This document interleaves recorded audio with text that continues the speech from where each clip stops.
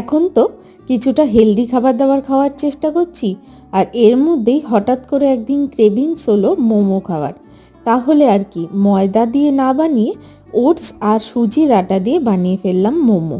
Oats আর সুজির আটাকে roast করে অর্ধেকটা মাখলাম বিটরুটের পেস্ট দিয়ে, আর অর্ধেকটা এমনি আটা মাখার মতো মেখে নিলাম। এবার পালা ভেতরের ফিলিংসটা তৈরি করার।